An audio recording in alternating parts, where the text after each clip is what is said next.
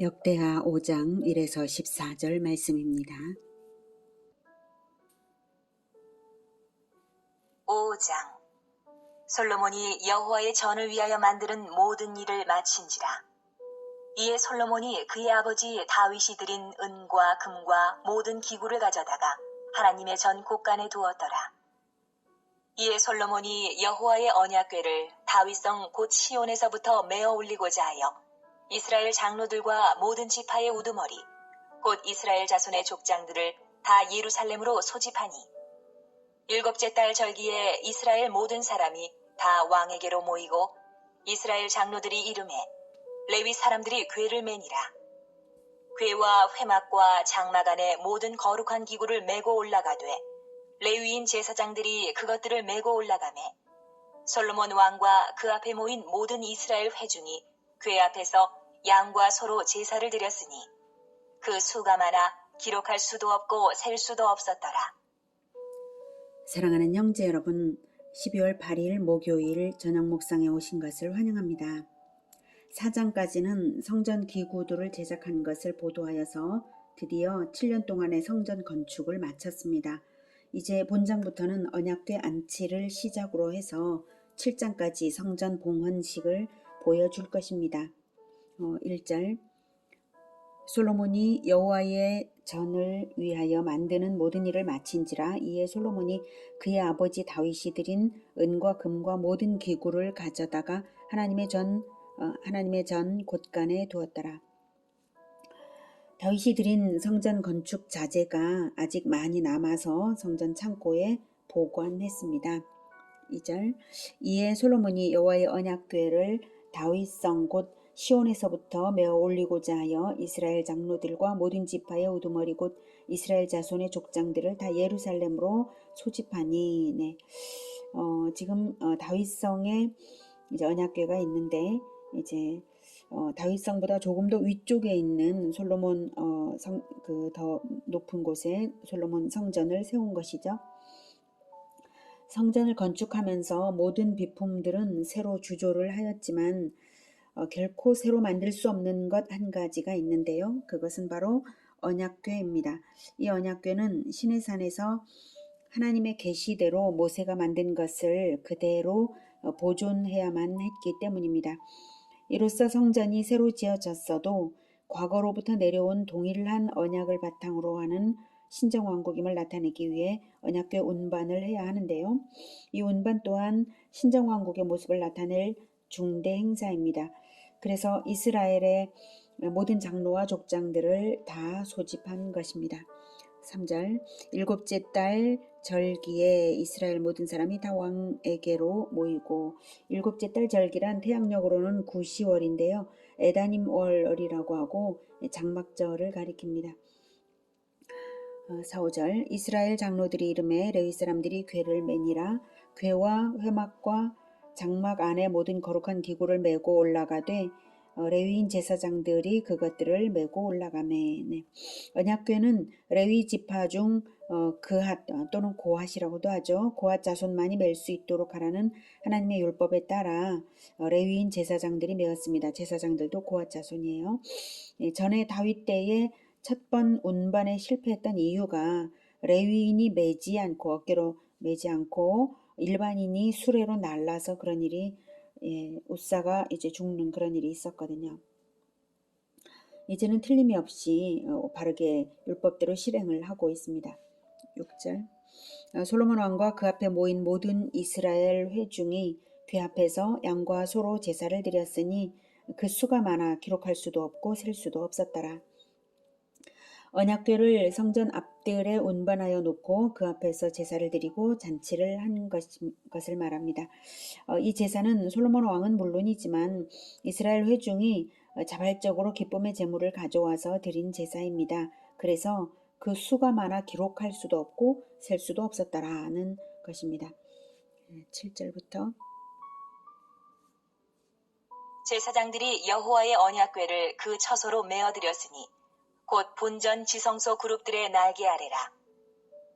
그룹들이 궤 처소 위에서 날개를 펴서 궤와 그 채를 덮었는데 그 채가 길어서 궤에서 나오므로 그 끝이 본전 앞에서 보이나 밖에서는 보이지 아니하며 그 궤가 오늘까지 그곳에 있으며 궤 안에는 두 돌판 외에 아무것도 없으니 이것은 이스라엘 자손이 애굽에서 나온 후 여호와께서 그들과 언약을 세우실 때에 모세가 호렙에서 그 안에 넣은 것이더라. 드디어 언약궤를 지성소에 안치했습니다. 7절 제사장들이 여호와의 언약궤를 그 처소로 메어 드렸으니 곧 본전 지성소 그룹들의 날개 아래라. 이 그룹들의 날개 아래는 언약궤 뚜껑과 하나로 된 그 속죄소 위에 두 그룹을 말하는 것이 아니라 새 성전에 새로 지어서 세운 큰 조각상 둘을 의미하는 것입니다.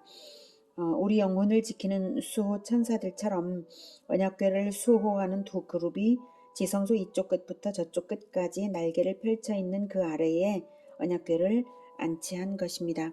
8, 9절 그 그룹들이 궤 처소 위에서 날개를 펴서 궤와 그 채를 덮었는데 그 채가 길어서 궤에서 나오므로 그 끝이 본전 앞에서 보이나 밖에서는 보이지 아니하며 그 궤가 오늘까지 그곳에 있으며. 언약궤는 정중앙에 놓였는데요. 지성소 정중앙에 놓였는데요. 언약궤를 매는 채가 지성소 문가에서는 끝이 보이지만 성소 먼 쪽에서는 그 끝이 보이지 않는다는 것이죠. 그러니까 지성소 문을 활짝 열면 언약궤가 채는 안 보이지만 언약궤가 성소에서 정확히 정중앙에 다 보인다는 뜻입니다. 그 궤가 오늘까지 그곳에 있으며 라는 것은 역대기를 기록한 시점까지 언약궤가 있다는 뜻은 아닙니다. 역대기 기록 시점은 바벨론 포로 이후 주전 450년경에 기록된 것이고요. 언약궤는 예루살렘 성전 파괴와 함께 소실되었기 때문입니다. 예루살렘 성전 파괴는 주전 586년 그때입니다. 그때 완전히 소실되었습니다. 오늘까지라고 그럼 왜 썼는가 하면 솔로몬 성전이 파괴되기 이전까지를 말하는 건데 본서 기록자가 이 말을 사용한 이유는 성전이 파괴되기 이전의 자료를 역사 자료를 그대로 옮겨 적으면서 그 자료를 이용하면서 그 자료의 표현을 그대로 인용했기 때문입니다. 10절 궤 안에는 두 돌판 외에 아무것도 없으니 이것은 이스라엘 자손이 애굽에서 나온 후 여호와께서 그들과 언약을 세우실 때에 모세가 호렙에서 그 안에 넣은 것이더라. 궤 안에 있었던 것들은 아론의 쌍난 지팡이와 만나 항아리도 언약의 두 돌판과 함께 있었는데요. 원래 아마도 언약궤가 엘리 제사장 사사 시대에 블레셋 땅에 빼앗겼었잖아요. 언약궤를 그때 잃어버린 것으로 봅니다. 언제 잃었는지 성경은 기록을 하고 있지 않아요. 아마 그때 잃었겠죠. 그래서 이제는 언약의 두 돌판만 있다고 한 것입니다. 이 부분에서 우리가 아무 생각이 없을 수가 없죠. 얼마나 가슴 아픈 일입니까? 하나님의 언약의 말씀을 잃고 하나님의 보좌가 내 영혼에 없을 때에 우리가 잃는 것이 무엇인가 하는 것을 보여주는 듯합니다. 적어도 가장 먼저는 만나 항아리를 잃고 아론의 쌍난 지팡이를 잃는다. 즉 영의 양식인 말씀을 잃으면 언약궤를 잃은 것처럼 말씀을 잃으면 육의 양식도 역시 잃고요. 생명력 있는 지도력도 상실되어서 나라를 잃을 지경이 된다는 것입니다. 정말로 이스라엘의 사사 시대와 사울 왕의 시대가 바로 그랬다라고 말할 수 있겠습니다. 이제 가까스로 언약궤를 회복하고 성전에 안치했으니 결코 잃지 말아야 하겠죠. 그것은 성전만 온전해서는 안 되는 것이고 언약 백성의 영혼에 언약의 말씀들이 새겨져서 인생으로 나타나야만 하는 것입니다. 물론 그 대표들은 왕과 제사장들이고요. 그런데 훗날 예수님께서 오셨을 때 어떻게 되었습니까? 왕도 제사장들도 다 타락해 있었죠. 그래서 예수님께서는 예루살렘 성전의 파괴를 예언하셨고 주후 70년에 그 예언은 이루어져서 예루살렘 성전과 언약궤도 완전히 다 사라져버리고 말았습니다. 우리도 마찬가지입니다. 우리가 언약궤를 모신 저 솔로몬 성전과도 같이 언약의 말씀을 가슴판에 새기고 예배하는 인생들이 되어야 하는 것입니다. 예수님 당시에 제사장들은 하나님 말씀을 가지고 있지를 못했어요. 그랬기 때문에 그래서 거칠에만 있는 그러한 껍데기 제사만 드리고 있었기 때문에 성전은 필요 없는 것이 되었고 말씀이 사라져 버렸기 때문에 성전은 파괴된 것입니다. 자, 우리는 언약의 말씀을 진정으로 가슴판에 새기고 예배하는 인생들이 되어야 한다라는 것이죠. 무슨 언약이냐고요? 이스라엘 자손이 애굽에서 나온 후, 이스라엘 자손이 애굽에서 나온 후 여호와께서 그들과 언약을 세우실 때에 모세가 모세가 호렙에서 그 안에 언약궤를 넣었잖아요. 두 돌판을 언약궤 안에 넣었잖아요. 바로 그 두 돌판에 언약이 새겨졌죠. 시내산 언약을 대표로 해서 모든 구약의 언약들이 총체적으로 예수님의 언약으로 총괄됩니다. 성경의 모든 언약들은 별개가 아니에요. 모든 언약들은 하나로 꿰어진 진주 목걸이처럼, 진주 목걸이가 여러 개의 알로 이루어져 있지만 목걸이는 하나잖아요. 그런 것처럼 단 하나의 언약으로 총괄되는 것입니다. 예수님은 왕이시고 우리는 백성으로서 우리를 하나님의 자녀로 거듭나게 하시려고 자기 생명을 내어 피를 뿌려 언약을 세우신 것이고, 구약시대에 하나님께서 이스라엘에게 말씀하신 것이 동일하게 우리에게 적용되는 것입니다. 레위기 26장 12절에 나는 너희 중에 행하여 너희의 하나님이 되고 너희는 내 백성이 될 것이니라 말씀하신 그대로입니다.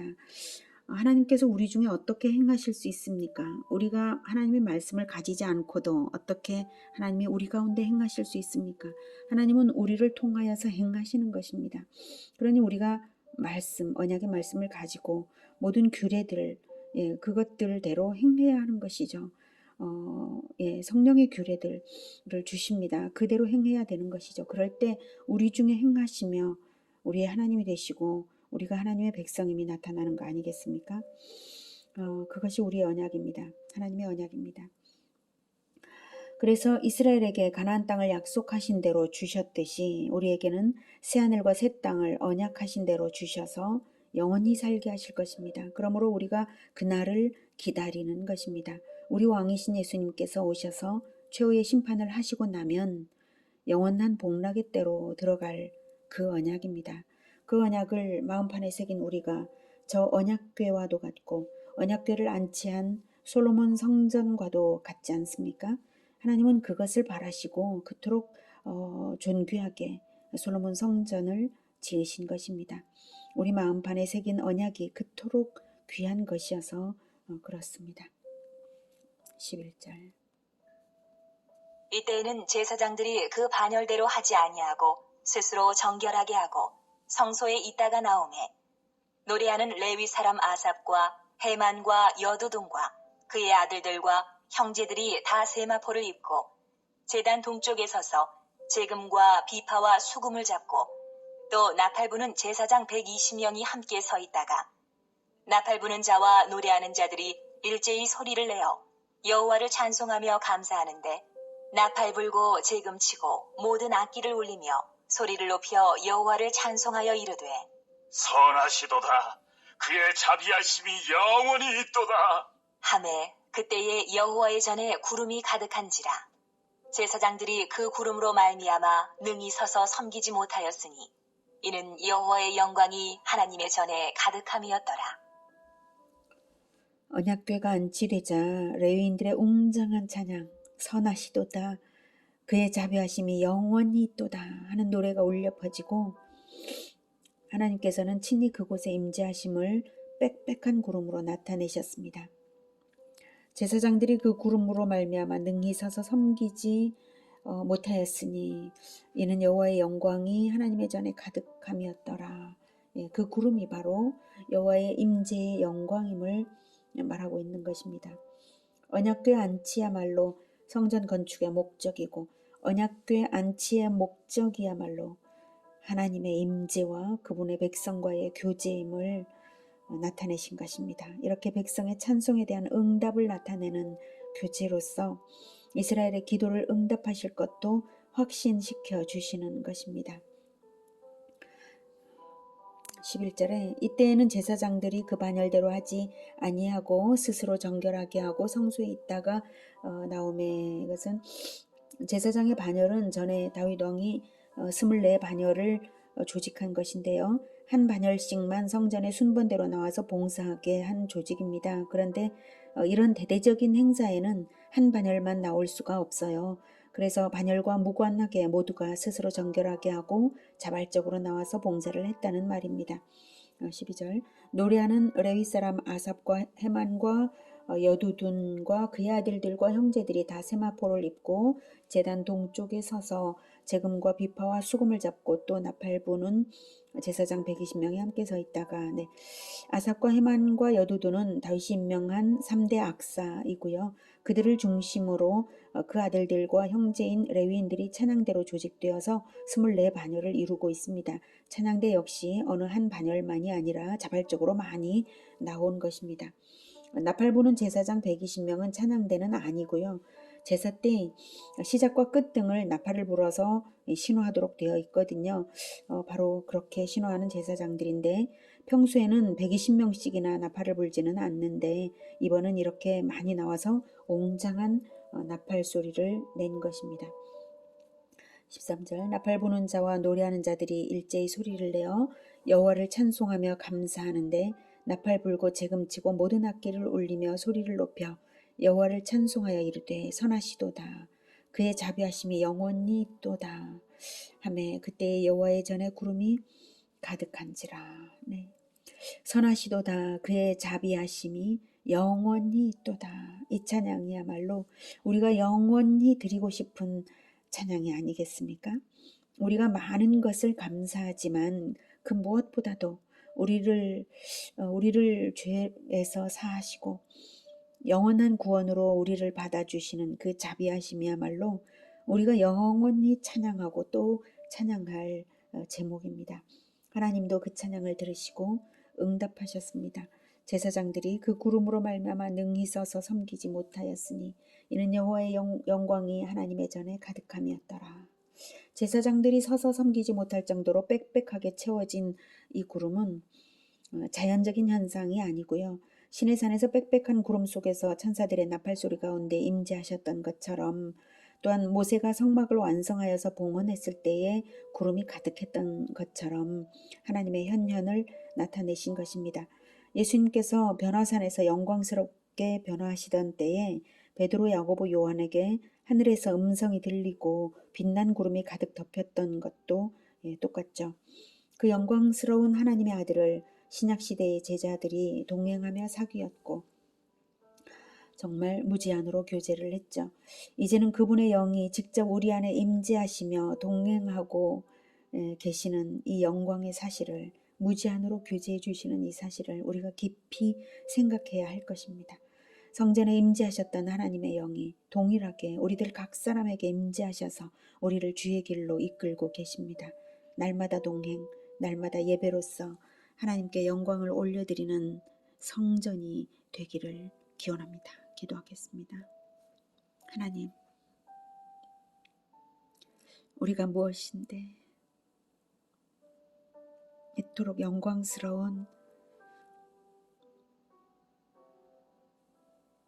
언약으로 우리를 불러주시고 죄를 사해 주시고 존귀한 성전처럼 언약을 품어서 예배하게 하십니까?